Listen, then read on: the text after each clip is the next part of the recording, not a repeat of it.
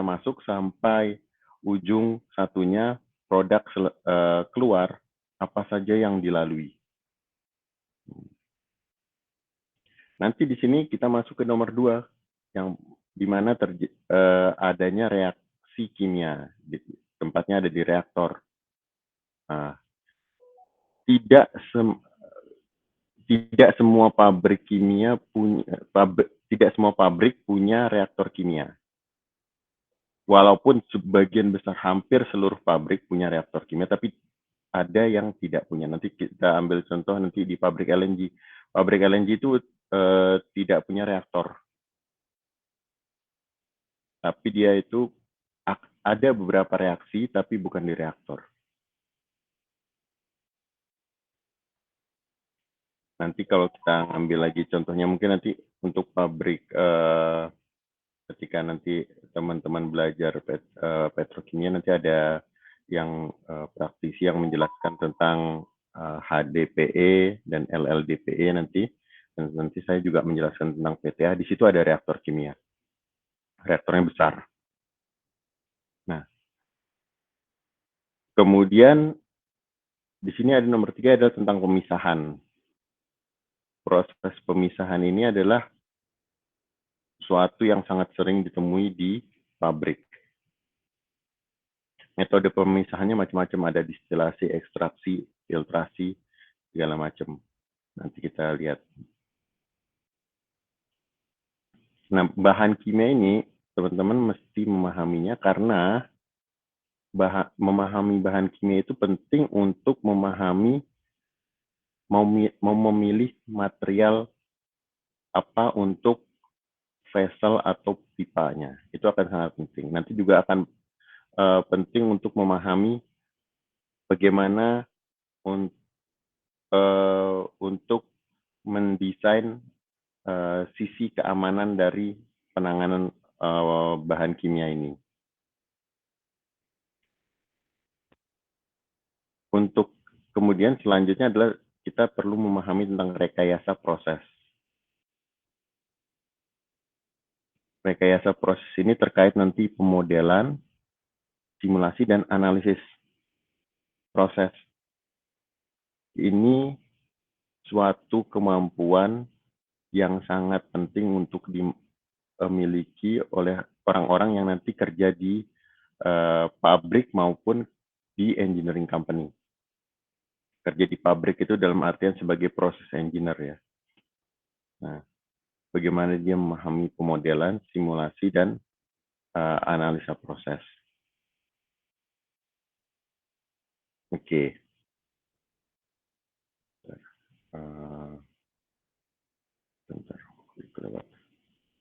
Nah, yang berikutnya ada tentang konsep untuk memahami pengendalian proses. Pengendalian proses di sini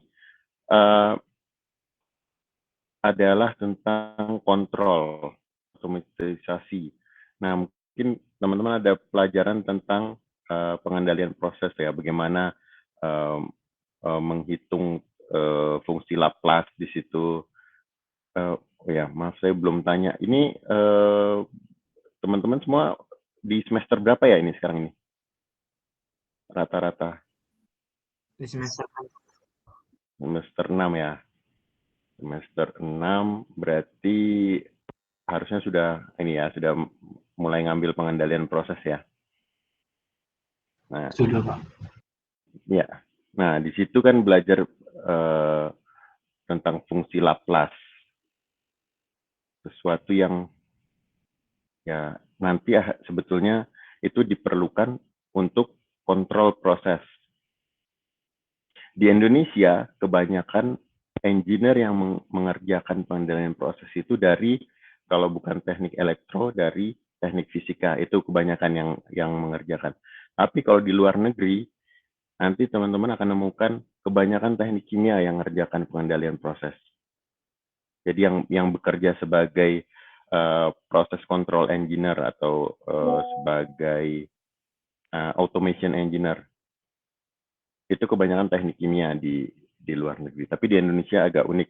Di Indonesia itu kebanyakan teknik elektro dan teknik fisika. Oke. Berikutnya adalah tentang keamanan proses. Nah, di sini kita bicara tentang proses safety. Yang tadi saya sebutkan sebelumnya, 10-20 tahun terakhir ini proses safety sangat berkembang pesat. Bahkan sekarang di beberapa universitas di Indonesia sudah mulai dibuka jurusan proses safety. Ada yang mulai di S2-nya, ada yang mulai di S1 sudah diberikan pelajaran tambahan tentang proses safety, spesial proses safety. Dan ini bukan tentang keamanan diri sendiri, bukan tentang memakai helm, memakai kacamata pelindung, bukan seperti itu, tapi bagaimana kita pabrik kimia yang kita jalankan itu aman. Kenapa proses safety penting? Kalau ada orang yang tidak pakai helm terus kejatuhan suatu benda keras dan terjadi kecelakaan, yang celaka itu satu orang. Tapi kalau proses safety ada reaktor yang meledak, yang celaka bisa banyak orang yang kena impact-nya. Nah, di situ kenapa proses safety jadi penting. Kemudian kita bicara tentang keselamatan lingkungan dan sustainability, keberlanjutan. Nah, akhir-akhir ini mungkin juga banyak dengar ya tentang global warming dan segala macam masalah-masalah lingkungan. Di situ teknik kimia juga banyak berperan penting. Banyak penelitian-penelitian teknik kimia yang berperan dalam masalah keselamatan lingkungan.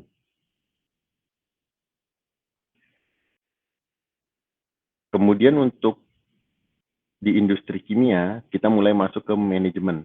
Karena di industri kimia tidak hanya masalah termodinamika, reaksi, bukan masalah perhitungan mass balance saja, tapi ada juga manajemen persediaan. Manajemen persediaan ini masalah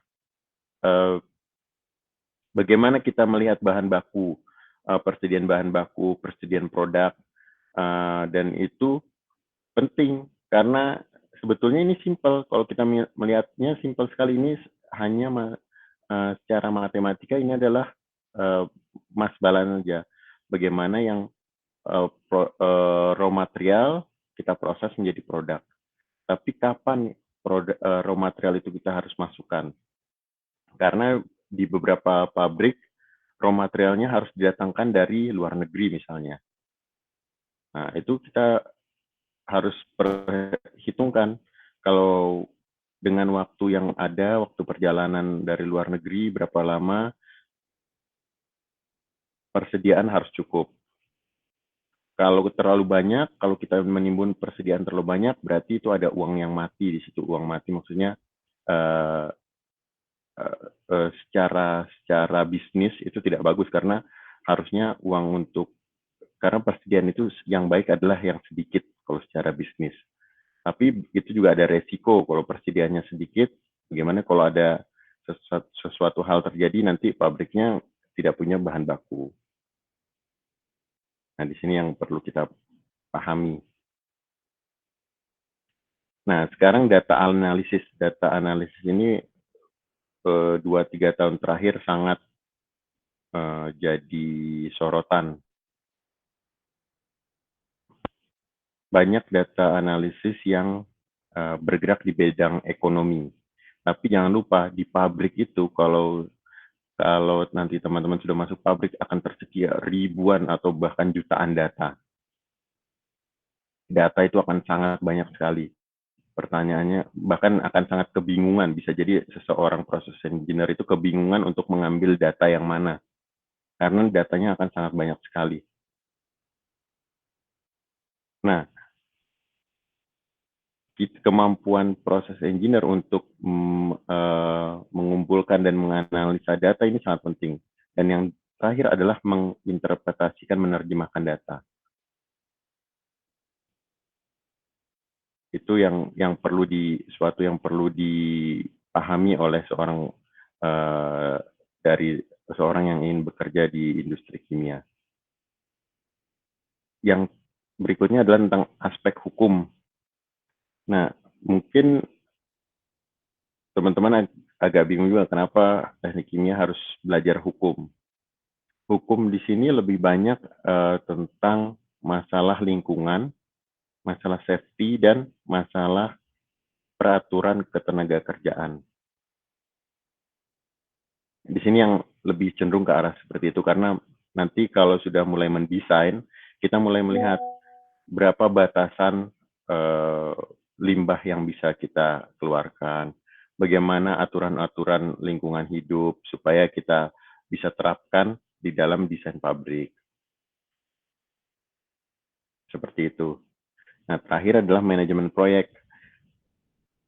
Proyek besar yang di dalam industri kimia itu perlu kita manage agar bisa selesai tepat waktu dengan quality yang baik, dan juga menjaga budgetnya agar tidak over budget, dan juga yang paling penting adalah menjaga safety dari proyek tersebut. Nah, ini adalah hal-hal yang penting yang perlu kita pahami dalam industri kimia. Oke, kembali lagi ke pertanyaan awal tadi. Buat apa saya belajar petrokimia atau buat apa saya belajar oleokimia kalau nanti saya kerjanya belum tentu di pabrik petrokimia, belum tentu di pabrik oleokimia. Jangan-jangan nanti saya belajar ini tapi nggak kepake. Taunya saya kerja di pabrik semen gitu misalnya. Nah, blok besar dalam pabrik kimia ini di hampir semua pabrik kimia sama seperti ini. Kalau memahami konsep dasar ini, nanti kalau teman-teman pindah-pindah ke pabrik-pabrik lain, akan mirip. Akan lebih mudah memahami suatu pabrik kalau sudah paham konsep dasar ini. Jadi kalau kita melihat suatu pabrik, langkah pertama ada, kalau di sini kan kita lihat ada tahap persiapan bahan baku, ada proses utamanya, ada pemurnian produk. Ketika kita melihat suatu pabrik kimia, kita lihat langsung ke nomor 2, ke proses utamanya. Seperti itu. Kita lihat di mana reaktornya, apa proses utamanya. Kalau di hampir semua pabrik kimia punya reaktor, kita lihat di situ. Tapi ada yang pabrik kimia yang tidak punya reaktor, contohnya di LNG, proses utamanya itu bukan di reaktor, tapi di liquefaction. Ada alat utamanya namanya main heat exchanger liquefaction. Nah, kita mulai ke alat utama itu, ke proses utama atau reaktornya. Kemudian kita tarik mundur ke raw material supaya reaktan yang masuk ke dalam proses utama atau supaya bahan baku yang masuk ke proses utama itu bisa diterima oleh reaktor atau proses utamanya, apa saja persiapan yang perlu dilakukan. Persiapan itu bisa berupa penyesuaian tekanan, penyesuaian temperatur, atau adanya pemurnian bahan baku. Di sini akan ada banyak proses-proses pemurnian bahan baku mungkin belajar di ini ya, di distilasi, filtrasi yang seperti itu ya nanti. Kemudian setelah keluar dari proses utama itu atau keluar dari reaktornya, bagaimana produk yang diinginkan, bagaimana kualitas produk akhir yang diinginkan. Nah, kualitas produk akhir yang diinginkan itu perlu kita sesuaikan dengan cara macam-macam, bisa disesuaikan dengan pemisahan, dan kita bisa menyesuaikan tekanan, temperatur, dan fase zatnya. Selain itu di pemurnian produk ada juga recovery catalyst atau produk yang tidak bereaksi, karena kadang-kadang tidak semua produk itu bereaksi di reaktor. Contohnya kalau pabrik amonia itu kan konversinya sekitar 31%, 30 lah. Kemudian pabrik-pabrik polimerisasi juga di kisaran itu 25%, 30%, seperti itu. Nah, sisanya yang tidak bereaksi kan akan di-recycle. Di situ harus dipisahkan dulu antara produk dan raw material yang tidak bereaksi. Ini sebelum kita masuk ke contoh proses petrokimia yang nanti kita akan pelajari. Oke, ada pertanyaan dulu dari sini? Silakan kalau ada pertanyaan.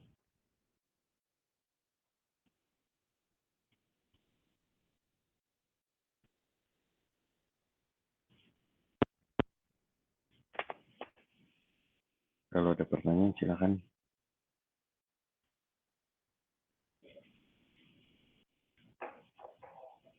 Oke, kalau nggak ada, kita coba ke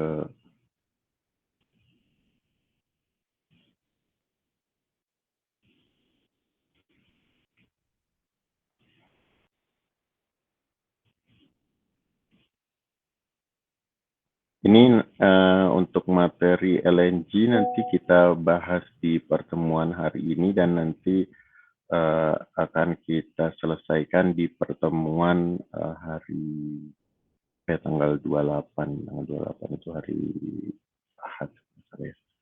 Ya. Jadi nanti ini akan kita bahas di 2 pertemuan. Oke, kita mulai dari LNG, Liquefied Natural Gas.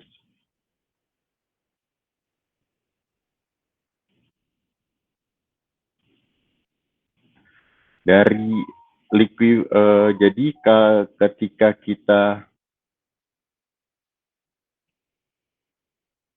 ketika kita mengambil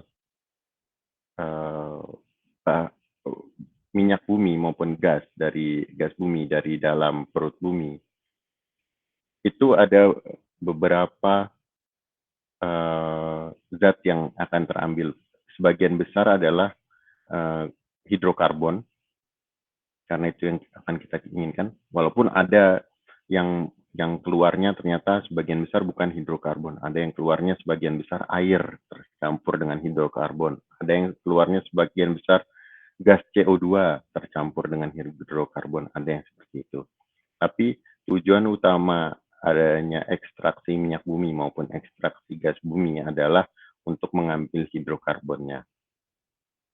Hidrokarbon di sini adalah rantai C, ya.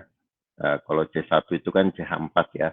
C2 itu ada macam-macam untuk etana, kemudian C3 propana dan selanjutnya. Untuk yang kita nanti akan fokus untuk C1 sampai C5. Untuk di pabrik LNG itu yang banyak adalah C1 sampai C5, namun fokusnya adalah untuk mendapatkan C1 metana. Di pabrik LNG itu fokusnya untuk mendapatkan C1 ya. Dan hal yang perlu kita pahami juga, karena namanya kita mengambil gas bumi dari perut bumi, ya kita akan ambil apa adanya. Jadi ya begitu keluarnya banyaknya, ternyata banyak CO2-nya, ya itu yang harus kita olah. Atau keluarnya ternyata banyaknya banyak yang banyak adalah minyaknya. Oke, itu yang kita olah nanti. Jadi kita tidak bisa memilih mau keluar bagaimana dari dalam perut bumi. Tapi apa yang ada yang keluar itu akan kita murnikan. Kembali lagi ke yang tadi. Kembali ke bagian yang waktu tadi kita bicara tentang persiapan ini. Jadi apapun yang ada reaktor atau proses utama ini akan minta suatu spesifikasi tertentu. Berarti kita akan menyiapkan suatu proses sehingga raw material itu bisa diterima oleh proses utama.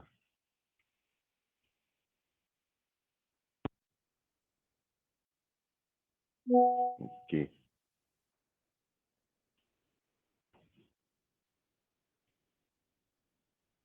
Nah, ini kita Saya ambil contoh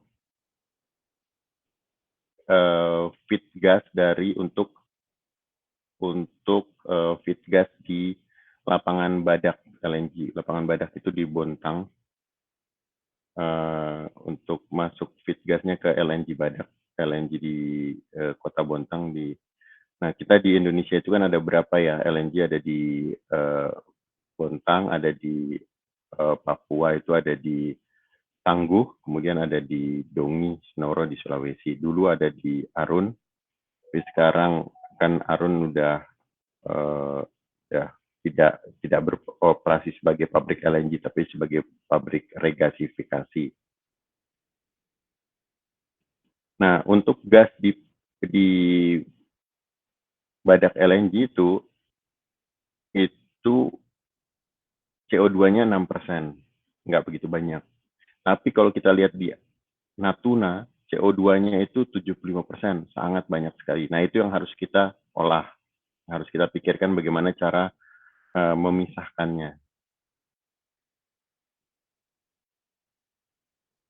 Target kita adalah untuk mencairkan CH4. Nanti itu adalah targetnya untuk di pabrik LNG.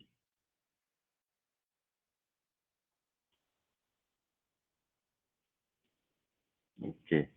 Nah, ini yang tadi saya bicarakan tentang lokasi. Ini kalau untuk ini lokasi cadangan gas bumi. Nah, sekarang kemarin kan baru beberapa bulan lalu ditemukan di Aceh cadangan yang sangat jauh lebih besar. Ini di sini belum ada, ini karena peta lama ini. Di Aceh ditemukan cadangan yang sangat besar sekali.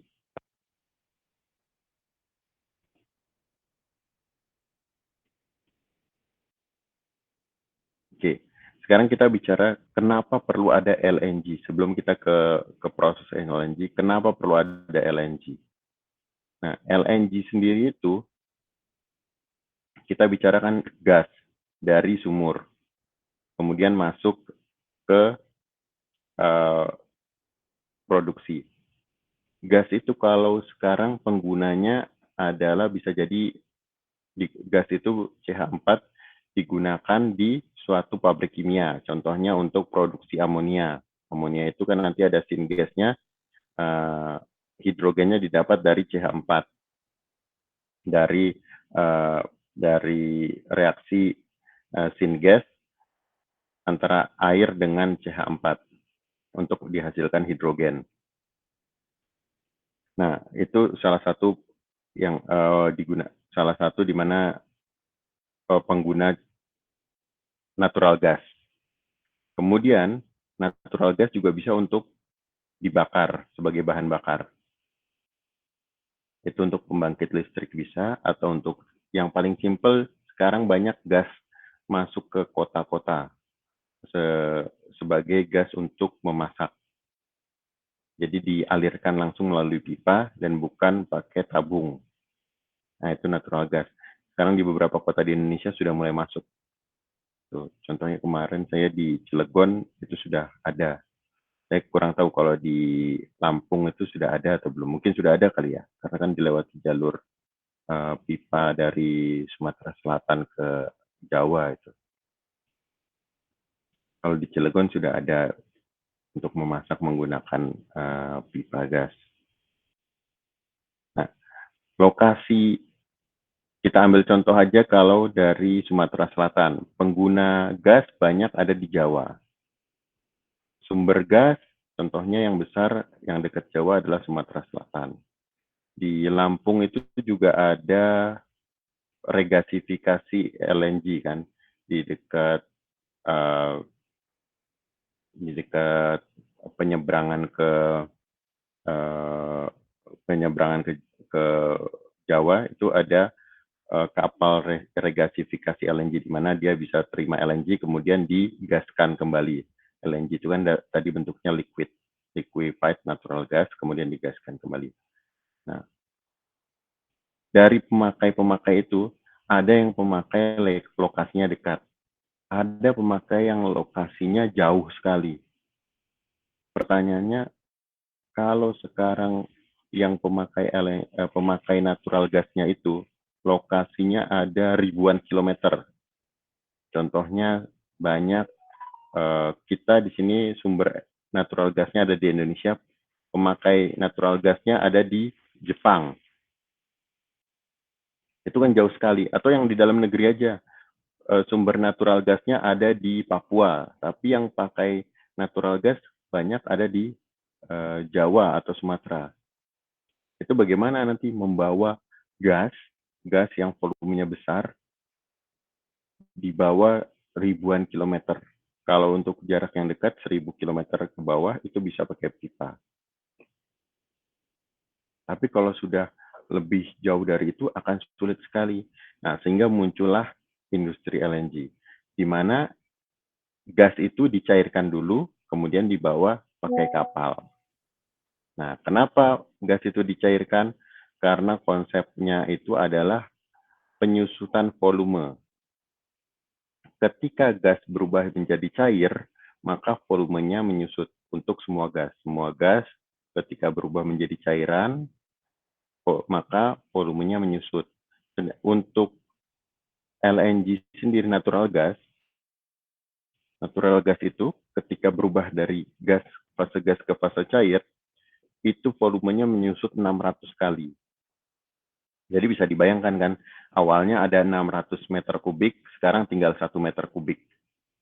Nah, itu kan akan membantu sekali dalam masalah transportasi. Jadi hal utama kenapa ada LNG adalah karena untuk menjawab tantangan masalah transportasi.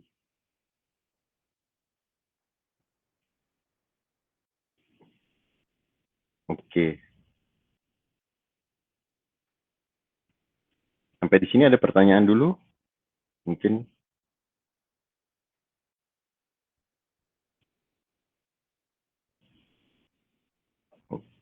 Oke.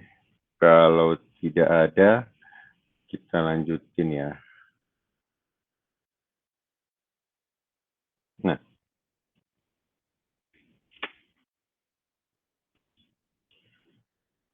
ini kita bicara tentang, sebelum kita bicara tentang prosesnya, tadi kan kita untuk memahami suatu pabrik kimia, kita bicara tentang proses utama, bicara tentang apa yang harus raw materialnya harus dibagaimanakan, harus disesuaikan supaya sesuai dengan proses utama. Kemudian produknya harus dimurnikan juga supaya sesuai dengan persyaratan produk yang diinginkan oleh customer. Nah, sekarang ini kita bicara tentang produk yang diinginkan. Produk yang diinginkan itu untuk LNG harus ada CH4-nya lebih daripada 85%. Di sini kunci utamanya.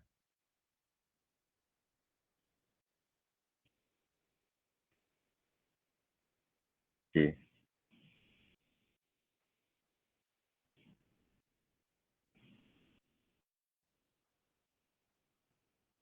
Nanti untuk titik didihnya LNG sendiri ada di minus 156 dengan komposisi yang seperti tadi itu ya. Karena kalau kita bicara, kalau misalnya CH4 murni, itu boiling point-nya ada di sekitar minus 162 kalau CH4 murni. Tapi karena ada zat-zat lain kan itu jadi agak turun sedikit, ada C2, C3-nya ada lebih banyak, itu nanti, sorry bukan turun, naik sedikit boiling point-nya.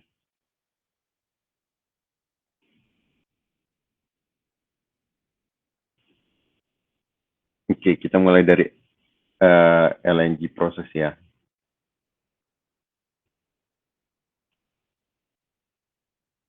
Aduh, saya kasih lihat yang ini mungkin.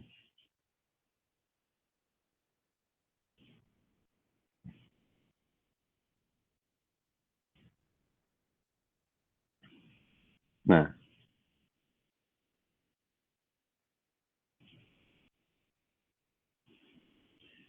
jadi tadi kan kita bicara ini adalah raw materialnya, gas bumi.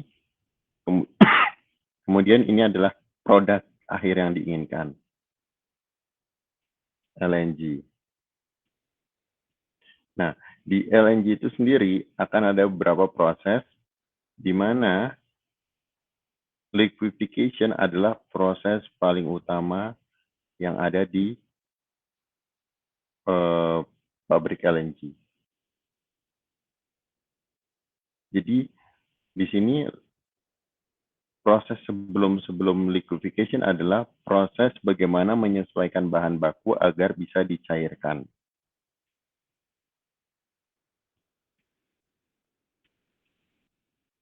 Gas bumi ini perlu kita murnikan, kita hilangkan CO2 dan H2S, kita hilangkan air, kemudian dihilangkan merkurinya. Nanti alatnya sebetulnya ini satu paket, satu paket sih untuk penghilangan air dengan penghilangan merkuri. Kemudian adalah fraksinasi pemisahan hidrokarbon yang lebih berat daripada C1. Nanti C3, C4, sama C5 dan seterusnya ini dihilangkan. Nah, kemudian nanti ada nitrogen removal ini sebetulnya otomatis ya kan, karena proses pencairan nanti dia ikut terhilangkan juga. Sehingga didapatkan proses utama likuifikasi. Kebetulan untuk proses LNG ini nanti tidak ada penyesuaian produk. Jadi kalau misalnya di reaktor, kalau di tempat di pabrik kimia lain ya, setelah keluar dari reaktor nanti akan ada pemisahan reaktan yang tidak bereaksi, kemudian ada pemisah recycle katalis, ada penyesuaian fase atau penyesuaian kemurnian produk. Nah, untuk LNG ini kebetulan sangat sedikit sekali, hanya pemisahan LNG yang tidak tercairkan. Itu pun sangat simple prosesnya. Oke, jadi proses utama itu nanti kita belajar tentang CO2 removal, water removal, dan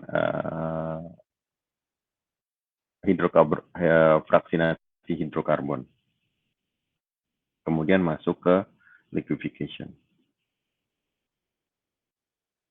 Ini yang saya bicarakan tadi tentang proses LNG, simplify prosesnya.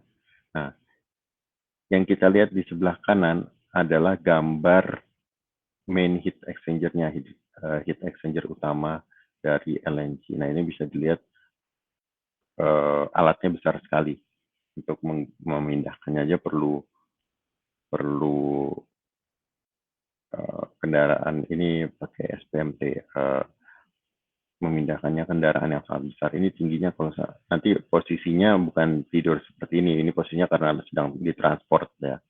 Ditransportasi ini posisinya tidur seperti ini. Nanti kalau sudah dipasang di pabrik posisinya berdiri.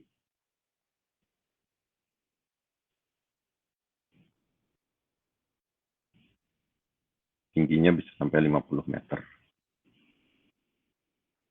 Oke, nanti supaya semangat, nanti ada PR ya. Ini saya kasih di tengah dulu. Saya kasih tahu nanti ada PR, tapi nanti ini PR-nya juga dibagikan. Nggak usah dicatat dulu. Saya cuma mau kasih tahu ini ada PR nanti supaya semangat.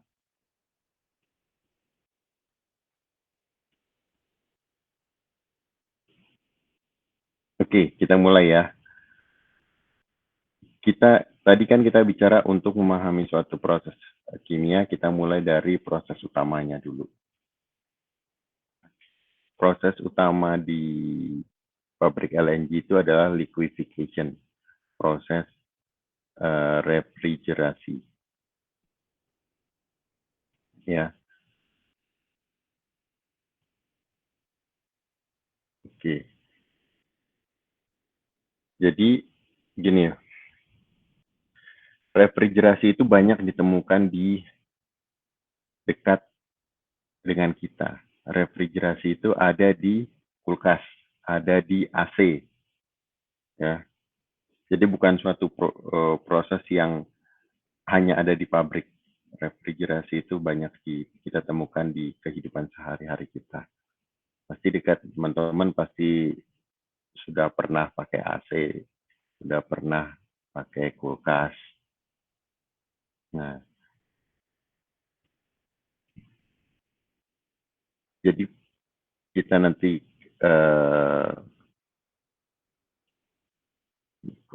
kurang bagus. Nah, ini aja. Oke, prinsip dasar refrigerasi adalah ini ada vapor refrigerannya ya. Ini aja. Nah, warm stream ini adalah suatu raw material yang ingin kita dinginkan. Kalau di pabrik LNG ini adalah metan C1 itu tadi dari natural gas yang ingin kita dinginkan sehingga nanti akan terbentuk cold stream yaitu gas alam cair LNG liquefied natural gas ya di situ. Proses pendinginannya ada di evaporator ini. Evaporator ini nanti di pabrik LNG adalah main heat exchanger-nya. Ini kita belajar prinsip dasarnya dulu, nanti kalau sudah paham nanti gampang ke proses pencairan LNG-nya. Ini prinsip dasar ini mirip dengan yang ada di kulkas maupun yang ada di AC di rumah. Ini prinsip dasar ini mirip. Jadi ada dua sistem. Yang pertama ada sistem yang mau didinginkan, yaitu ini yang warm steam dan cold steam ini ada sesuatu yang mau didinginkan, dan ada sistem cairan pendingin, fluida pendingin, bukan cairan, fluida pendingin, sistem fluida pendinginnya. Yang ini dia akan merupakan semacam close circuit kalau di sini close system ya.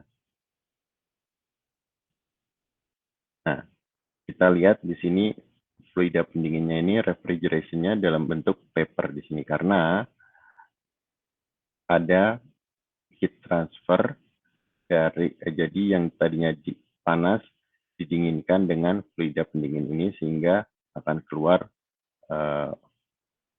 cold stream ini adalah kalau di pabrik LNG adalah gas alam yang sudah dicairkan. Sedangkan refrigeran ini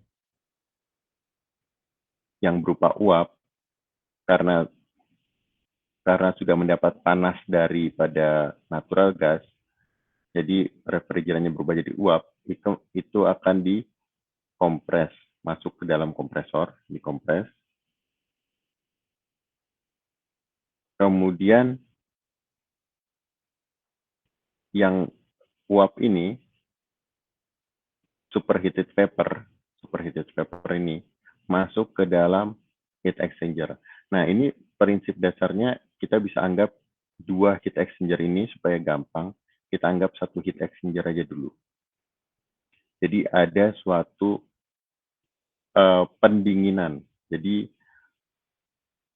uap refrigeran yang sudah dikompres ini, sudah ditekan, tekanannya sudah dinaikkan, ini didinginkan.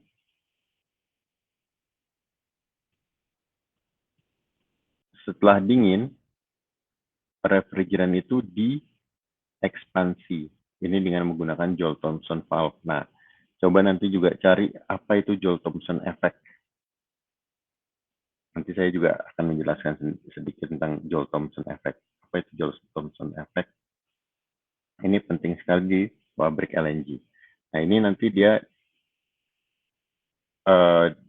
dengan pakai Joule-Thomson valve, nanti dia yang refrigeran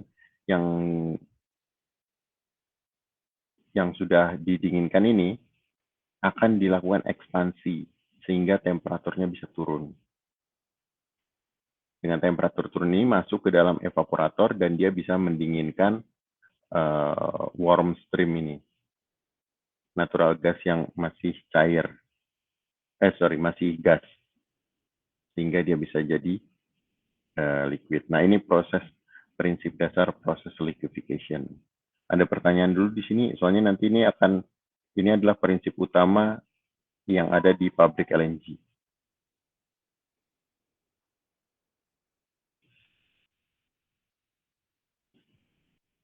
Oke, kalau nggak ada, kita terus ya. Semua teknologi pabrik LNG, prinsip dasarnya itu tadi. Masalah refrigerant cycle dan ada pendinginan dari raw materialnya. Nah, ini adalah beberapa natural gas liquefaction process. Jadi, teknologi untuk mendinginkan LNG itu macam-macam. Ada yang pakai teknologi cascade, ada yang mix component refrigerant, MCR itu mix component refrigerant, ada yang mix component refrigerant dengan pre-cooled. Nah, ini nama teknologinya ada Philip Process, Linde, kemudian ada air product. Nah, nanti kita belajar yang banyak di dunia ini yang air product, air APCI ini, air product chemical industry, air product chemical industry process. Nanti kita bicara yang detailnya tentang air product ya. Nah, kita bicara sedikit untuk cascade proses sebelum kita mulai ke spesifik untuk pendinginan pabrik LNG. Nanti kita mulai ke cascade sebelum kita bicara tentang pabrik LNG yang air product ya, air product chemical industry.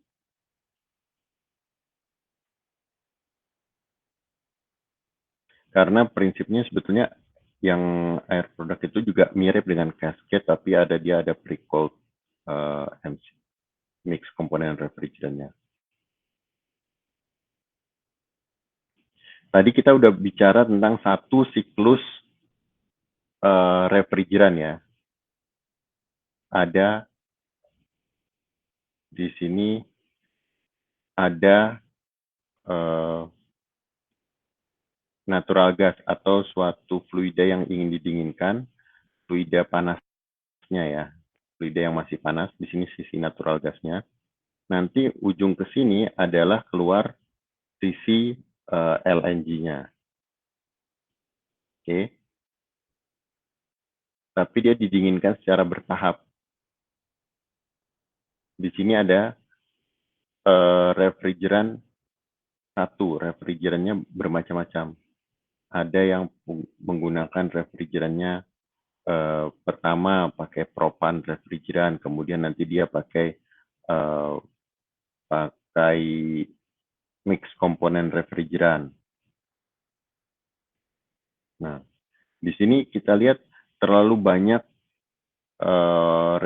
proses refrigerasi ya, terlalu banyak cycle. Cycle-nya semua sama. Ada fluida refrigerannya masuk kompresor, didinginkan, ekspansi dengan Joule-Thomson valve, kemudian jadi fluida refrigerannya jadi dingin, dan itu dinginnya itu akan menyerap panas dari natural gas. Sehingga natural gas temperaturnya di sini akan lebih rendah. Kemudian, nah tapi bedanya untuk cascade ini, refrigeran pertama akan mendinginkan refrigeran kedua. Nah, refrigeran kedua di sini akan mendinginkan juga refrigeran ketiga. Berikutnya juga sama, refrigeran ketiga akan mendinginkan refrigeran keempat di sini.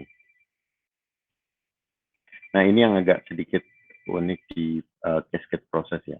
Tapi dengan banyaknya cycle ini akan ada terlalu banyak investasi. Nah, kalau untuk pendinginan bertahap cascade yang sangat banyak ini. Sehingga perlu dikurangi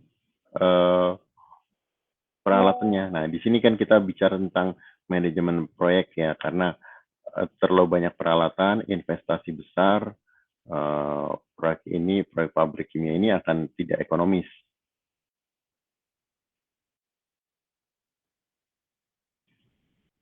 Oke. Nah, bagaimana cara mengurangi cycle refrigeran ini nanti dengan cara menggunakan multi komponen refrigeran. Kita bicara, nah ini yang pakai proses air product chemical industry dengan MCR pre-cooled ya, multi refrigerant pre-cooled.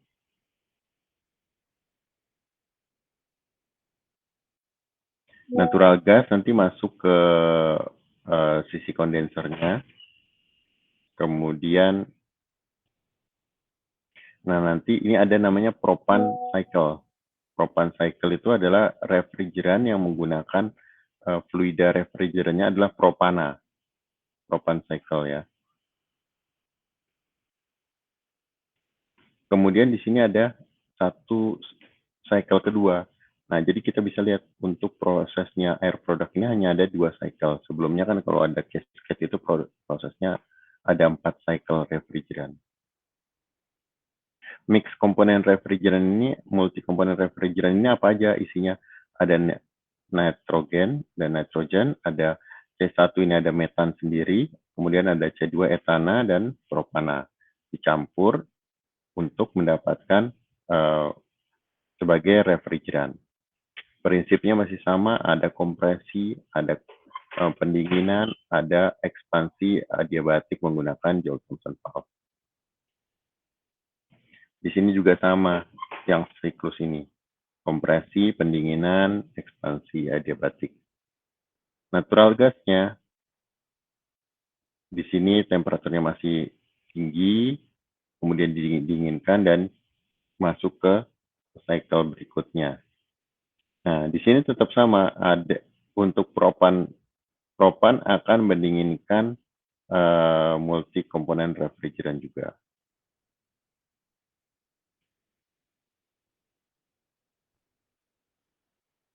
Nah, sehingga nanti akan diproduksi LNG, natural gas yang sudah dicairkan.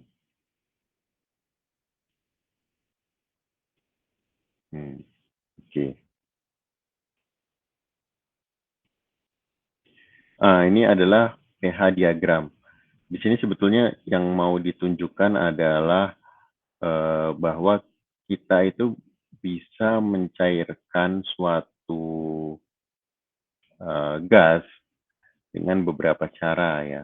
Bisa dengan kita menurunkan temperaturnya pada tekanan atmosferik atau kita bisa menurunkan temperaturnya tidak begitu banyak tapi kita naikkan tekanannya.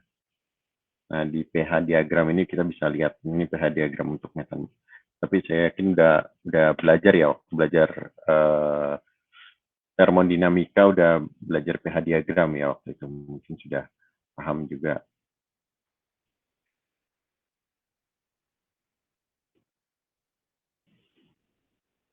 Ya, ini tadi yang saya bilang alat pendingin utama untuk proses liquefaction, pencairan gas alam. Ini saya lihatin fotonya aja dulu. Di dalam situ, di dalam alatnya itu akan ada cup kecil tempat terjadinya proses perpindahan panas ini. Nanti kita belajar detailnya di ketika sudah urutannya nanti akan saya mulai dari penghilangan CO2. Tapi ini saya perlihatkan dulu alat utamanya karena kita supaya paham apa proses utama untuk di pencairan gas alam.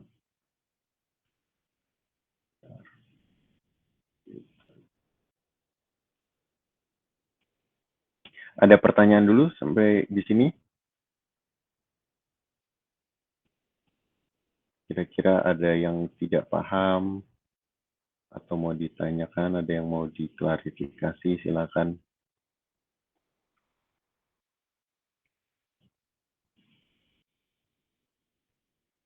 Kalau untuk teman-teman semua ini sudah belajar reaktor belum ya? Reaktor kimia? Ya sudah ya? Sudah, Pak. Sudah ya? Sedang ngambil reaktor kimia atau di semester ini atau di semester kemarin? Telah lampau, Pak, di semester lalu. Oh, semester kemarin. Oke.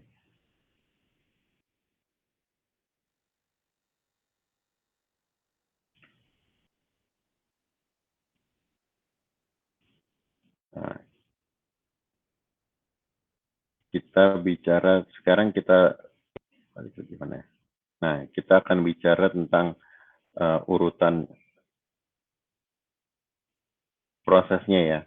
Kita akan pertama sekarang kita balik lagi. Tadi kan kita sudah bicara secara ringkas tentang bagaimana prinsip dasar pencairan gas, prinsip dasarnya menggunakan sistem refrigerasi. Nah, sekarang itu adalah proses utamanya. Sekarang kita kembali ke apa yang harus kita lakukan supaya raw material gas bumi ini bisa diterima oleh uh, alat untuk mencairkan gas alam itu.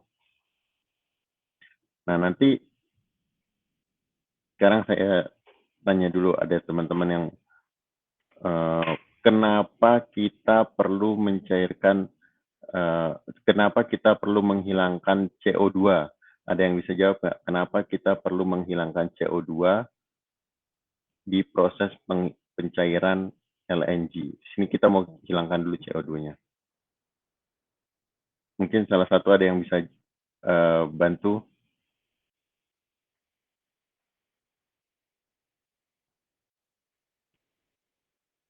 Di sini CO2 masih tetap diizinkan ada walaupun dengan jumlah yang sangat kecil. Tapi kenapa kita harus hilangkan CO2?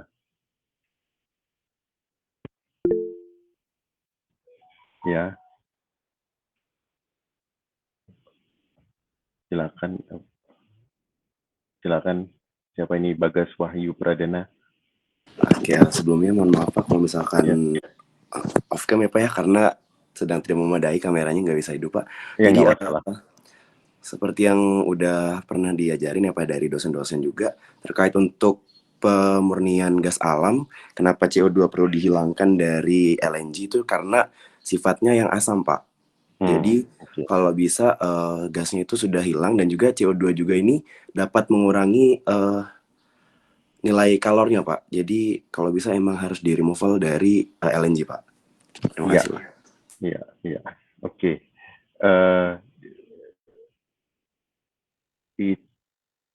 Ya, sebagian benar.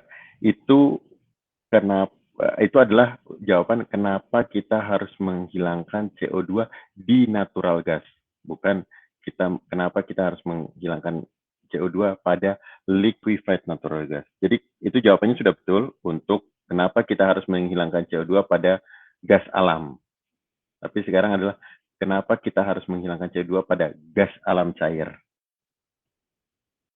Nah, mungkin bisa dieksplor lebih lanjut gitu. Ada yang mau jawab mungkin?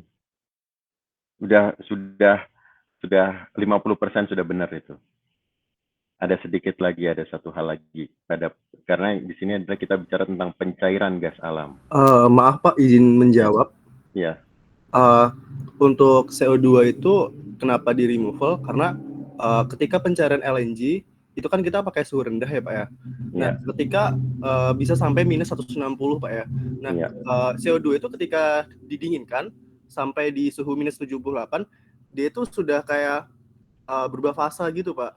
Jadi akan menyumbat cup-cup yang ada di alat HE-nya sendiri Pak. Jadi menurut saya kenapa CO2 itu perlu di removal supaya tidak menyumbat cup-cup dari HE-nya sendiri Pak. Iya, itu benar. Jadi kenapa CO2 perlu dihilangkan pada pencairan gas alam? Yang pertama tadi adalah untuk memenuhi kualitas produk ya. Tadi pertama sudah disebutkan kita harus menghilangkan CO2 karena untuk menaikkan nilai kalor dan juga adalah asid, itu benar. Dan yang kedua, ketika kita bicara tentang likuifikasi adalah supaya tidak menghambat cup tadi, tidak si CO2-nya itu tidak berubah jadi padatan. Nanti CO2-nya bisa berubah jadi padatan. Yang tadinya gas karena temperaturnya sangat rendah, di temperaturnya betul memang minus 70-an, itu akan berubah jadi padatan CO2-nya, dan dia akan menghambat cup. Jadi bisa alirannya itu cupnya jadi buntu karena ada padatan itu, sehingga alirannya berhenti. Nah, itu adalah alasan kenapa kita perlu menghilangkan CO2. Nah, mungkin kita bicara dulu tentang ini ya. Kalau sekarang kenapa kita perlu menghilangkan air? Ada yang bisa bantu mungkin. Kenapa kita perlu menghilangkan air di CO2 H2O sebelum dilakukannya proses likuifikasi?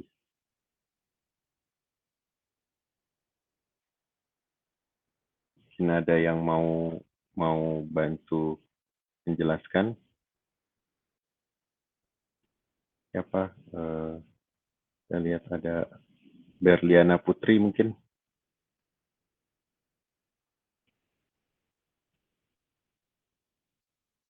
Ya,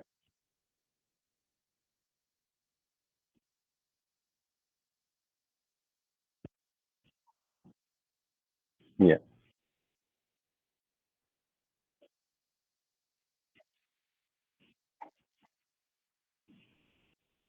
ya.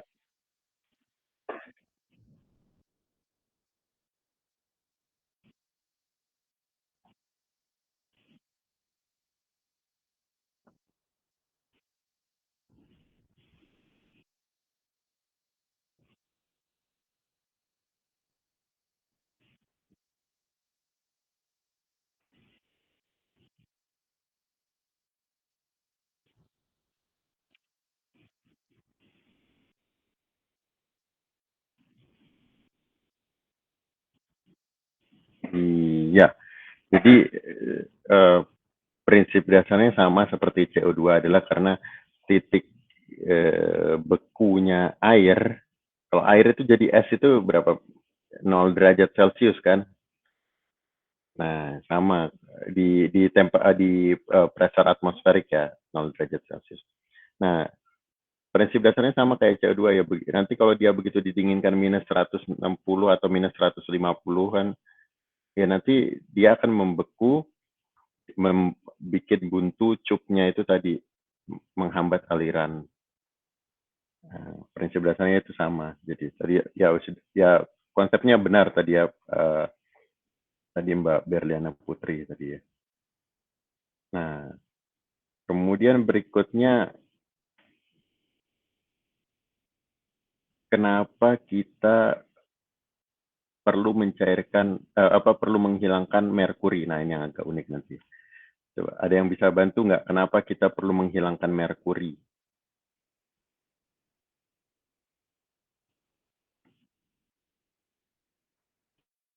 Ini ada siapa? Ada salah satu yang bisa bantu? Kenapa kita perlu menghilangkan merkuri?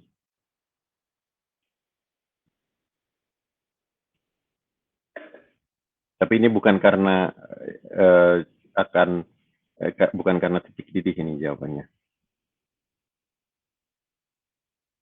Siapa ini ya? Coba saya lihat.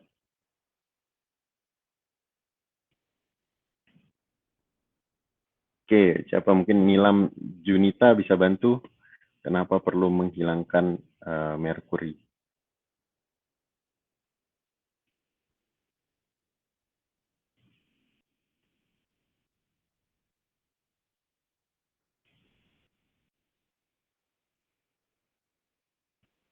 Ada yang mau coba?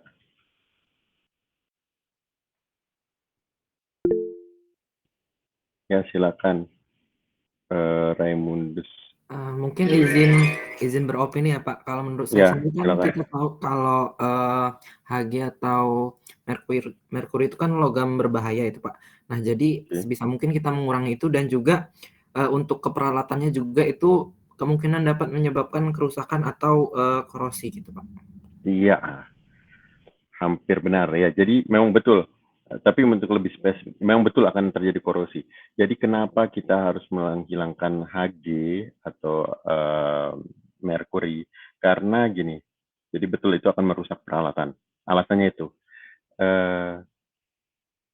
cup di heat exchanger utamanya itu menggunakan material aluminium. Sedangkan merkuri kalau ketemu aluminium itu akan membentuk amalgam. Nah, amalgam itu betul itu nanti akan merusak peralatan dan jadi terjadi korosi. Jadi ini terima kasih teman-teman luar biasa sudah bisa menjawab.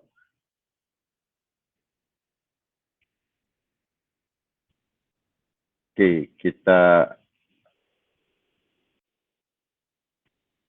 lanjut ke ini ya, proses CO2 removal.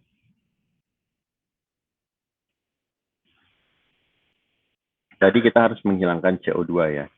Dan jangan lupa CO2 yang kita dapat itu dari raw material gasnya, karena kita dapatnya dari dalam perut bumi ya, kita dapatnya apa adanya. Begitu di dalam perut bumi daerah sini CO2-nya sekian persen, di daerah sana bisa lebih banyak, bisa lebih sedikit. Jadi kita akan dapat apa adanya yang dari dalam perut bumi.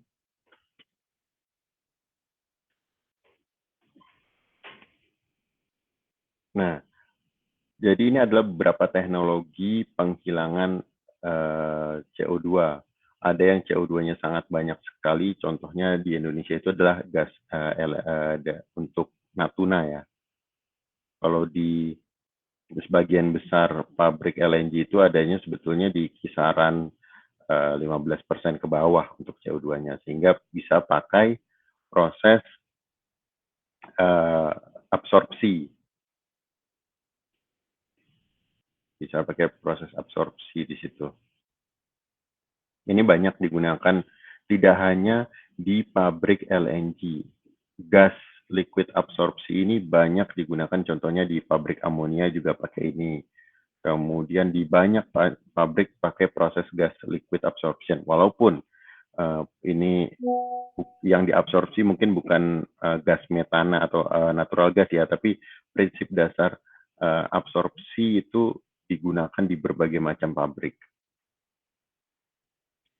Ini mungkin belajar di ini ya, sekarang namanya apa tuh pelajarannya? Oh, operasi teknik kimia ya, tidak lupa. Atau proses pemisahan ya, sekarang pelajarannya namanya ya.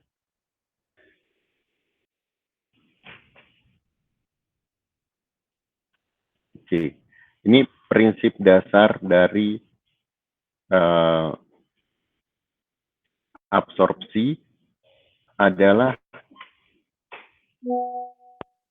di pabrik LNG, raw material akan masuk ke proses absorpsi ini. Pertama ini adalah feed gas. Jadi di unit absorber CO2 ini, selain CO2 yang dihilangkan, sebetulnya H2S juga ikut dihilangkan.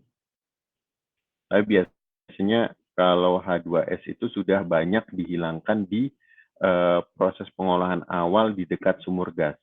Kenapa? Karena ini penting, H2S penting untuk dihilangkan juga agar ketika dikirimkan dari sumur gas ke pabrik LNG, kan itu menggunakan pipa, agar tidak mengkorosi pipa. Jadi banyak H2S yang sudah dihilangkan di awal. Nah, tapi di pabrik LNG biasanya itu CO2 masih banyak. Nah, sehingga perlu dihilangkan CO2-nya itu.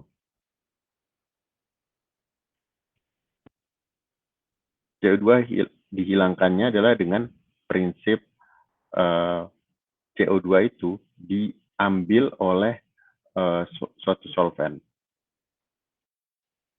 Solvent di sini biasanya amin base, jadi basisnya yang menggunakan amin. Ada yang menggunakan metil etilamin, ada yang menggunakan metil dietilamin, macam-macam untuk solvennya. Tapi biasanya basisnya itu adalah basis amin ya.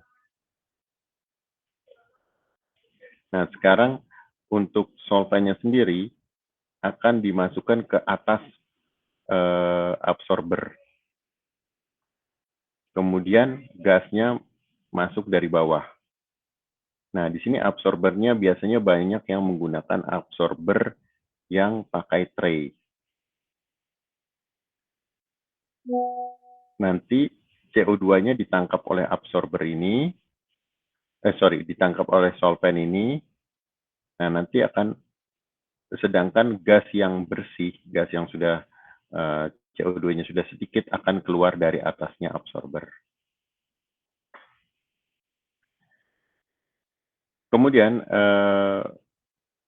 solvent yang disebutnya di sini rich solvent. Rich solvent itu maksudnya solvent yang kaya dengan CO2. Dipulihkan kembali, dipisahkan lagi CO2 dengan solvennya agar solvennya bisa dipakai kembali. Nah, di sini dipisahkannya dengan cara sebetulnya di bawah ini adalah akan ada pemanasan ya. Solvennya akan dipanaskan sehingga dia akan lepas CO2-nya. Prinsip dasar absorber adalah tekanan setinggi mungkin, temperatur serendah mungkin. Itu prinsip dasarnya absorpsi. Sedangkan di regeneratornya ini biasanya menggunakan prinsip menara stripper, dibilangnya menara stripper. Tekanan serendah mungkin, temperatur setinggi mungkin. Nah, ini kebalikannya prinsip absorpsi. Nah, kita bicara, bentar, ini ada nggak ya? Ini aja nih. Oke, ada yang itu. Nah, kalau kita lihat menara absorpsi, itu bentuknya agak unik. Bentuknya bawahnya lebih besar, atasnya lebih kecil diameternya. Ada yang bisa bantu jawab nggak? Kenapa bentuk menara distilasi itu seperti itu? Kenapa nggak semuanya sama diameternya dari atas ke bawah? Kenapa atasnya kecil, bawahnya besar? Aliran gas dari bawah ya, aliran absorben atau solvennya dari atas. Ada yang bisa bantu jawab nggak? Siapa ini? Kenapa bentuknya unik seperti itu? Ini nanti akan kita untuk melatih kita berpikir tentang desain alat. Kita ya silakan. Silakan.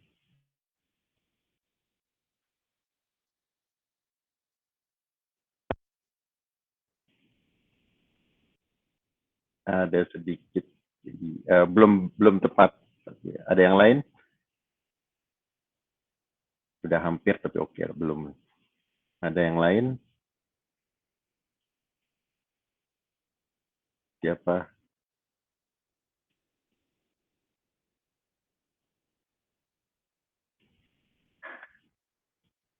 Inggit, ada yang namanya ini Inggit. Mau coba? Ada, Pak. Ya, silakan. Kalau mau coba jawab, silakan.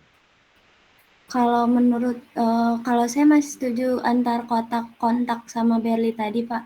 Cuma mungkin untuk tambahannya supaya yang di atas itu kan yang produk atas itu yang diambil gitu, Pak. Jadi lebih gampang lebih banyak tekanannya lebih dapat disesuaikan gitu, Pak, karena lebih kecil gitu, Pak. Oke. Nah, jadi gini. Tadi mungkin ingat saya bicaranya ini adalah menggunakan tray ya. Menggunakan tray. Mungkin udah belajar waktu pelajaran menara distilasi ada proses ada ada abnormality operasi menara distilasi, mungkin ada flooding, ada entrainment, dan segala macam. Nah, sekarang gini, gas masuk dari bawah mengandung CO2. Gas keluar dari atas, CO2-nya sudah sedikit. Sekarang secara volumenya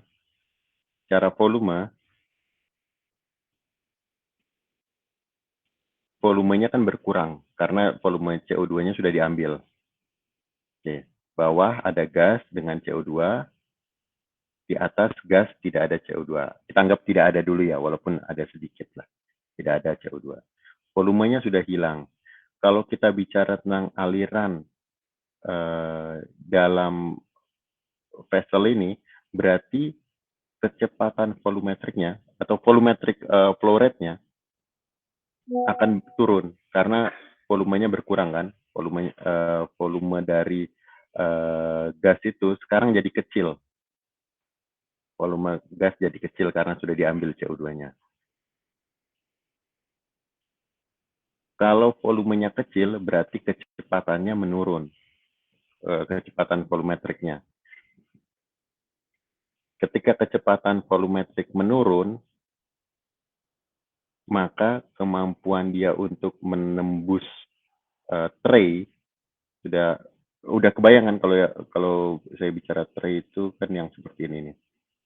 Kemampuan dia untuk menembus tray itu akan semakin susah, sehingga ada potensi terjadinya whipping di antara tray itu akan turun di lubang-lubangnya tray itu akan turun cairan ke situ, sehingga nanti itu akan prosesnya akan jadi jelek.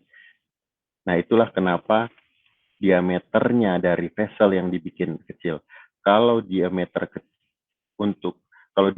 diperkecil, maka aliran ini akan semakin cepat kan. Jangan lupa ada rumus ini ya.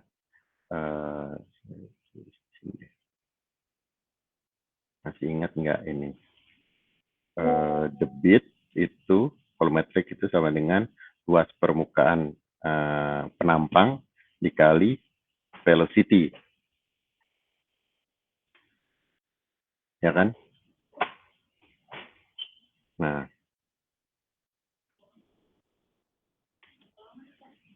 jadi kalau untuk kita bisa menjaga Q, volumetric flow rate-nya, supaya volumetric flow rate-nya itu bisa tetap tinggi, maka ketika ketika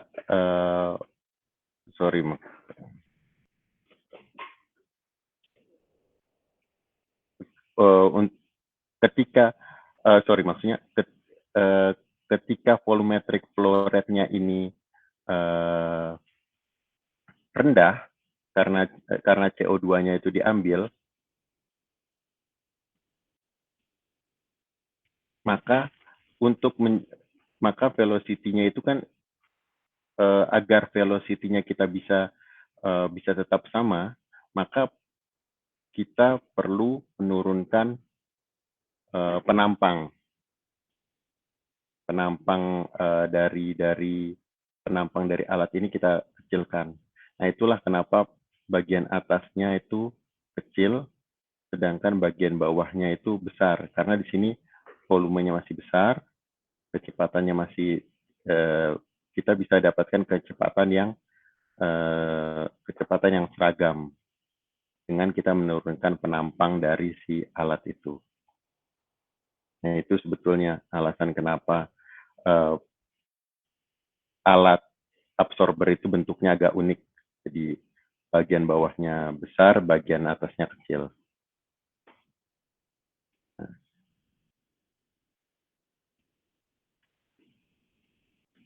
Oke, ini yang lebih detail ya, alatnya proses yang lebih detailnya. Kita mulai dari feed gas masuk. Feed gas, ya, ada yang mau ditanyakan? Ada yang... Sepertinya itu Pak, on mic kepencet gitu Pak. Oh gitu, oke. Oke, sekarang kita mulai. Untuk proses CO2-nya adalah penghilangan CO2-nya di sini feed gas, di mana masih ada CO2 masuk ke dalam absorber. Absorber di sini menggunakan tray. Tapi tidak semua absorber menggunakan tray. Ada absorber yang menggunakan packing. Makanya di sini contoh alatnya ini ada tray, ada packing ya. Ini maksudnya untuk menggambarkan bahwa tidak semua absorber itu pakai tray, tapi ada yang pakai packing juga. Nah, feed gas ini masuk ke dalam absorber. Kemudian, iya. Ada yang mau ditanyakan? Ada. Iya.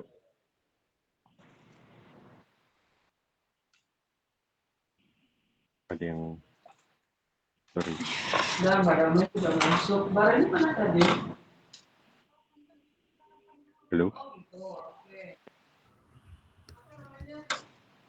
Ya. Kita mau blok. Ya, Bu Damayanti. Dari Senin, kalau ada libur nggak ya? Ada Pak tanggal 1 hari Rabu. Ya, Bu. Halo, Bu. Pak. Ya, Bu Damayanti.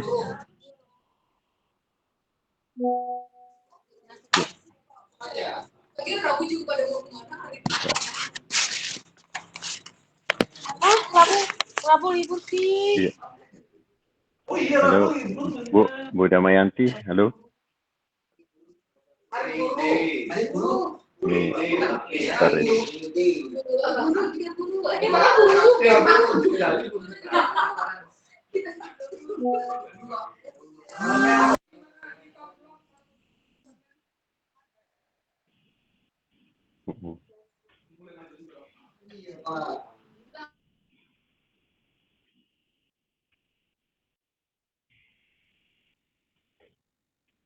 Ya, oke. Ya, kita mulai dari.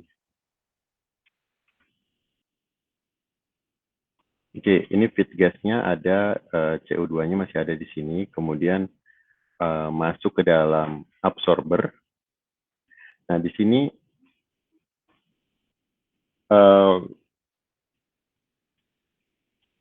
absorbennya atau di sini yang aminnya, biasanya di pabrik bilang amin gitu. Untuk absorbennya yang menyerap CO2 masuk dari atas. Nah, gas terjadi kontak antara gas dengan amin di sini. Kemudian gasnya keluar ke atas. Nah, gas ini akan didinginkan. Di sini dia pakai dinginkannya, gas yang keluar dari atas itu didinginkannya dengan vent fan. Kenapa perlu didinginkan? Karena untuk menangkap absorben amin yang terbawa ke atas ini. Amin ada sebagian yang terbawa ke atas. Nah, dia didinginkan supaya terjadi pemisahan sehingga didapatkan gas yang sudah ditreatment. Nah, nanti ada amin ini kan cair.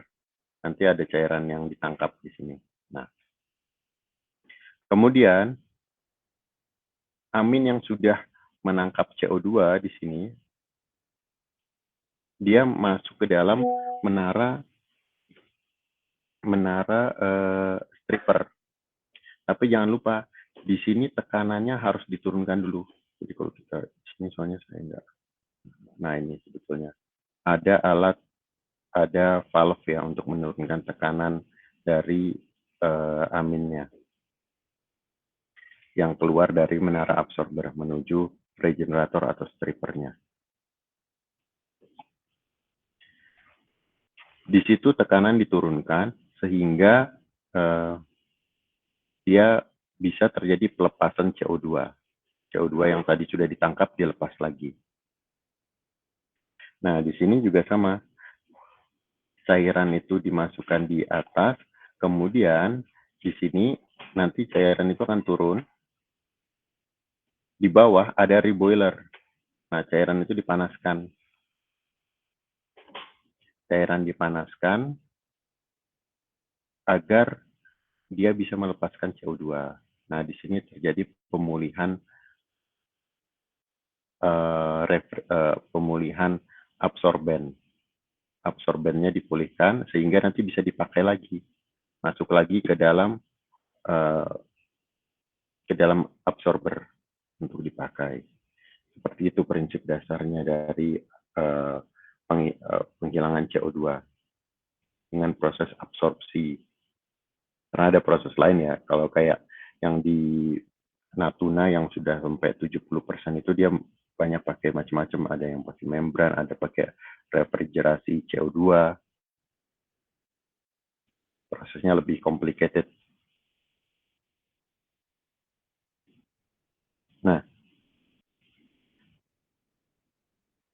ini di sini saya mau memperlihatkan bahwa ini ada yang pakai proses packing, ada yang pakai tray. Oke. Mau tanya ini, apakah bisa menggunakan packet column atau structured packet untuk menghilangkan CO2?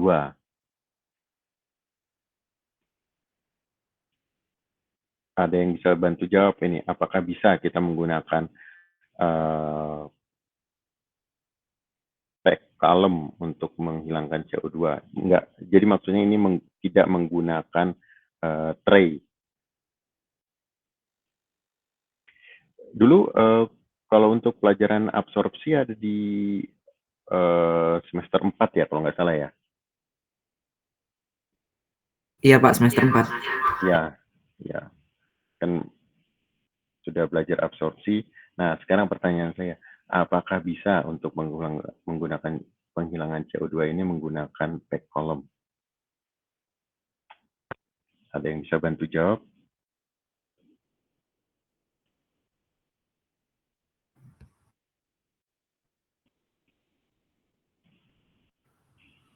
Izin menjawab Pak. Ya, silakan.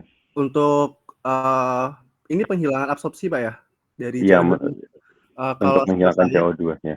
Setahu saya menggunakan tray Pak bisanya Pak. Karena yang pertama kan waktu untuk di absorber itu kan kita untuk penghilangannya kan kita menyemprotkan gas shower gasnya itu menggunakan larutan amin ataupun seperti nozzle gitu Pak ya. Nah, itu kalau misal kita menggunakan packet, kalau misal dalam packetnya itu apa namanya dalam padatan ataupun bentuk kayak katalis gitu, itu bakal sering mengendap Pak. Mengendap dalam arti itu dapat menyumbat apa namanya aliran-aliran gas yang bakal naik ke atas begitu Pak. Jadi bakal jadi overpressure gitu Pak. Terus mungkin dapat dampaknya bakal meledak gitu Pak. Absorbernya Pak. Oke. Ya, jadi itu salah satu yang dibilang betul, itu memang salah satu kekurangan menggunakan pack column. Jadi akan ada kemungkinan apa namanya delta P ya, untuk pressure drop-nya akan lebih besar. Tapi di sisi lain kembali lagi kita paling pertama ini kita menghilangkan CO2 sesuai dengan menggunakan teknologi yang sesuai dengan konsentrasi CO2-nya. Pack column itu bisa digunakan ketika CO2-nya itu kecil sekali. Jadi kenapa sebagian besar penghilangan CO2 itu menggunakan menara tray karena dia masuk ke area yang bagus kalau pakai tray. Tapi kalau konsentrasi CO2-nya kecil, sebetulnya kecil sekali, itu pakai packing itu lebih bagus malahan. Nah, seperti itu. Jadi jawabannya sebetulnya bisa, tergantung konsentrasi CO2-nya berapa. Kalau konsentrasinya kecil bisa pakai packing, kolom yang berisi packing. Walaupun pada umumnya ya itu akan menggunakan tray. Baik Pak, cukup paham Pak. Ya.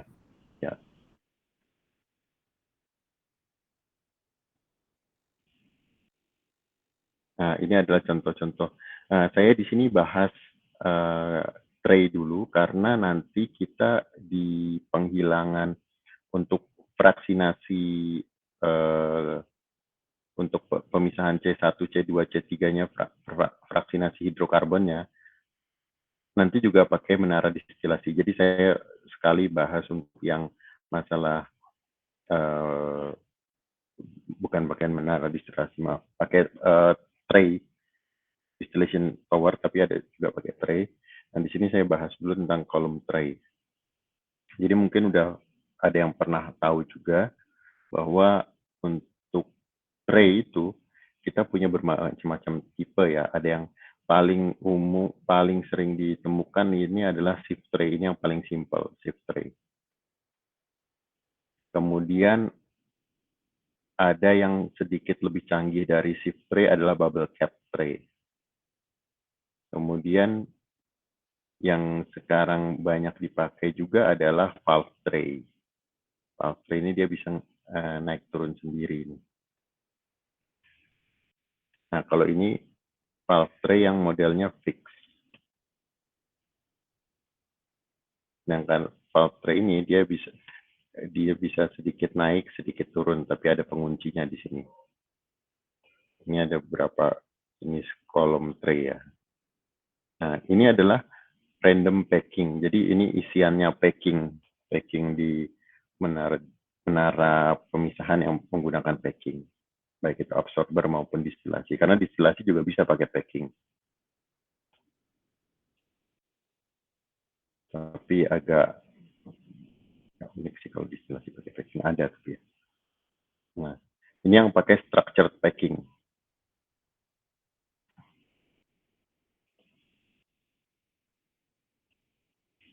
Ini yang structured packing. Intinya dari semua ini adalah packing itu adalah untuk memperbesar permukaan kontak antara cairan dengan gas. Memperbesar transfer massa. Nah, di situ memperbesar kunci utamanya. Nah, di sini saya juga mau bahas tentang reboiler sedikit karena nanti untuk fraksinasi hidrokarbon juga pakai ada alat reboilernya ya, karena itu menara distilasi. Kalau ada pertanyaan dipersilakan ya, langsung nanya aja nggak apa-apa. Nah, untuk reboiler sendiri itu ada beberapa tipe ya, ada yang model kettle, ada yang model nanti heat exchanger biasa yang sifon, modelnya termosifon. Nah, ini yang kita lihat adalah yang model kettle. Jadi nanti steamnya masuk di sisi cup, memanaskan fluida yang ingin diuapkan. Ini adalah yang model kettle reboiler. Kalau ini yang floating head reboiler, zat yang mau dipanaskan masuk di sisi sel, pemanasnya masuk di sisi cup, hingga dia nanti uap panasnya keluar dari tengah sini. Oke. Ini tadi kita sudah bicara tentang prinsip alatnya sendiri, alat dari absorbernya. Sekarang kita bicara tentang prinsip dasar penghilangan CO2 ini. CO2 itu tadi kita sudah bicara bahwa diikat oleh absorben yang basisnya amin. Ini saya ambil contoh activated methyl diethanol amin. Rumusnya itu seperti ini.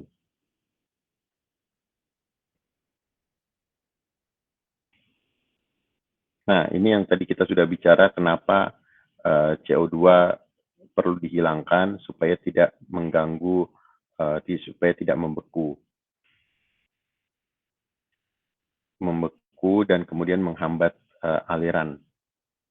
Tapi walaupun begitu tetap diizinkan CO2 berada di dalam aliran proses pencairan gas alam, tapi tidak lebih dari 50 ppm volume.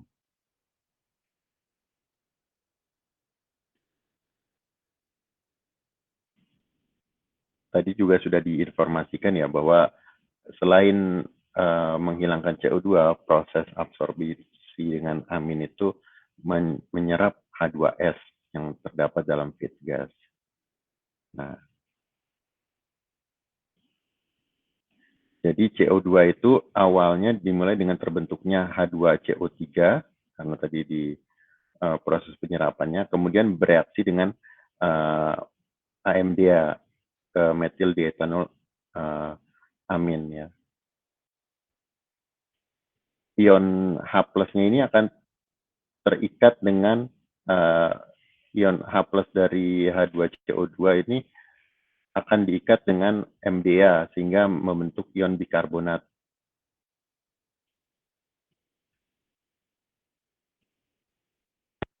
Nah, di sini perlunya air. Nah, kita lihat di sini kenapa nanti ini salah satu jawaban kenapa urutan penghilangannya itu yang dihilangkan adalah CO2 dulu baru air. Ada beberapa hal. Salah satunya ini karena air masih dibutuhkan untuk pembentukan H2CO3 di sini. Nah, jadi kalau kita lihat sebetulnya absorber itu tidak hanya terjadi proses transfer massa, tapi juga terjadi proses reaksi kimia. Karena biasanya kan kita lihat absorber itu hanya kita lihat dari sisi transfer massanya saja ya. Nah, jadi di proses penghilangan CO2 itu juga terjadi reaksi kimia di sini.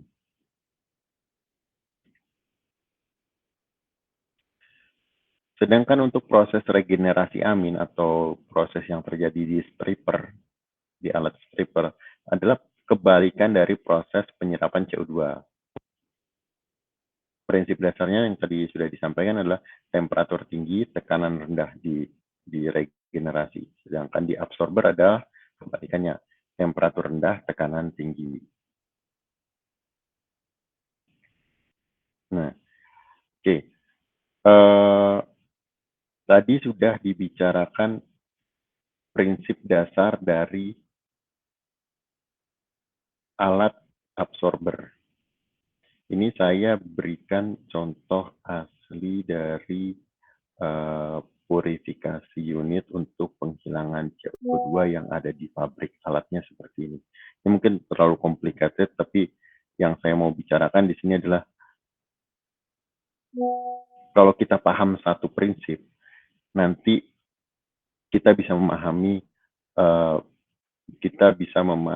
proses yang ada di pabrik itu lebih mudah. Jadi kalau dari sini ini feed gasnya masuk ke absorber, di sini absorber, kemudian di sini adalah aminnya masuk ke atas. Nah, nanti ini gas yang bersihnya keluar. Di sini adalah amin yang rich aminnya masuk ke valve, tekanannya diturunkan. Kemudian masuk ke heat exchanger, dipanaskan, masuk lagi ke stripper. Nah, tapi kita bisa lihat alat-alatnya sebetulnya banyak sekali di sini. Hanya untuk bicara tentang absorber saja. Nah, ini mungkin saya nggak bahas terlalu dalam ya, karena ini akan terlalu complicated. Oke. Ini kita masuk ke penghilangan air. Penghilangan air sendiri itu adalah banyak teknologinya juga. Ada menggunakan ethylene glycol di industri oil and gas biasanya pakai ethylene glycol banyak yang di dekat sumurnya ya, di sumur minyaknya banyak menggunakan ethylene glycol untuk penghilangan air. Tapi di pabrik-pabrik kebanyakan pakainya desikan, pakai dry bed dehydrator ini yang menggunakan desikan. Itu agak beda sedikit ya. Nah, ini juga sebetulnya penghilangan air dengan menggunakan desikan ini ini banyak selain untuk penghilangan air yang ada di natural gas, dia banyak digunakan untuk penghilangan air untuk instrumen air. Jadi kalau kita punya udara yang untuk digunakan udara yang akan digunakan sebagai udara instrumen, itu juga banyak menggunakan teknologi penghilangan air dengan menggunakan desikan. Nah, nanti jadi memahami ini akan sangat membantu ketika kita bicara tentang penghilangan air di instrumen air juga. Di udara instrumen. Oke, ini yang kita akan bahas adalah menggunakan solid desikan ya. Karena kalau pakai ethylene glycol atau pakai TEG di ethylene glycol itu prinsip dasarnya adalah sama dengan absorpsi tadi. Sama dengan absorpsi tadi. Hanya saja sekarang yang diserapkan kalau tadi si absorbennya amin itu menyerap CO2. Nah, sekarang si absorbennya ethylene glycol menyerap air. Nah, ini yang bedanya di situ saja.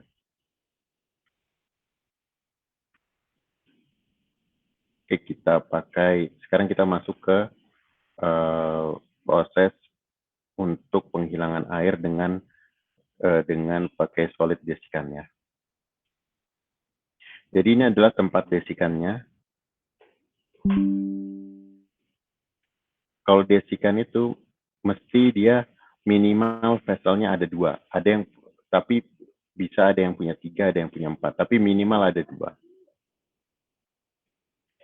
Nanti kita jelaskan kenapa dia punya minimal 2 untuk vessel desikannya.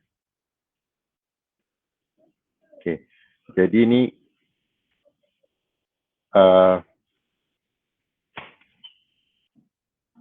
kita masuk ini gas masuk ke dalam desikan. Yang beroperasi hanya satu vessel saja, salah satu saja, tidak dua-duanya, tidak beroperasi dua-dua sekaligus, tapi salah satu saja.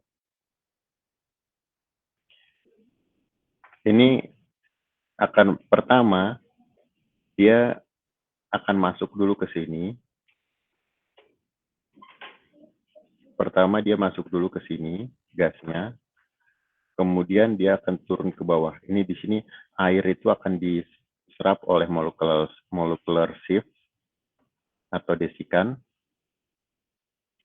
yang fix di dalam vessel ini. Kemudian nanti gas itu akan keluar ke bawah menuju produk. Dengan berjalannya waktu, air itu akan terkumpul di desikan ini. Semakin banyak desikannya, semakin banyak air di dalam desikannya. Dengan berjalannya waktu. Ketika sudah jenuh, maka perlu diregenerasi. Nah, ketika perlu diregenerasi itu, maka aliran yang ke desikan pertama, yang sebelah kiri ini akan ditutup. Kemudian gas akan dialirkan ke desikan yang kedua, supaya prosesnya bisa continuous ya. Dan prosesnya dilanjutin. Aliran gas ditutup, kemudian terjadi proses regenerasi dari desikan. Maka biasanya pakai regeneration gas, macam-macam ini regeneration gasnya. Yang paling yang paling umum regeneration gasnya itu bisa menggunakan natural gas yang sudah kering, atau menggunakan produknya ini, atau dia bisa menggunakan nitrogen kalau dia pakai hidrokarbon ya, karena kalau pakai udara nanti dikhawatirkan bisa terjadi kebakaran atau ledakan. Tapi kalau kita bicara tentang teknologi yang sama tapi digunakan di penghilangan air untuk udara instrumen, regeneration gasnya itu justru pakai udara, jadi pakai produknya sendiri. Ini sangat umum sekali melakukan regenerasi dengan produknya sendiri.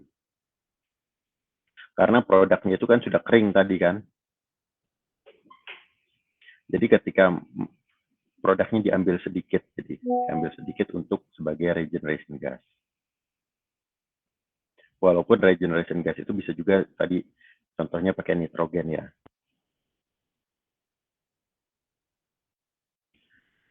Nah, di sini regeneration gas masuk, dipanaskan, kemudian regeneration gas itu masuk ke dalam si vessel ini. Masuk biasanya dari bawah. Nah, dari bawah nanti dia keluar ke atas, ke bagian yang sini. Membawa air-air yang tadi ada di dalam molecular sieve atau di dalam desikannya. Jadi dia keluar ke udara si regeneration gas ini akan membawa air. Nah, kemudian setelah sekian waktu airnya ini habis, maka vessel ini siap untuk digunakan kembali. Dan kalau misalnya vessel yang sebelah kanan sudah penuh, maka dia akan pindah ke vessel sebelah kiri aliran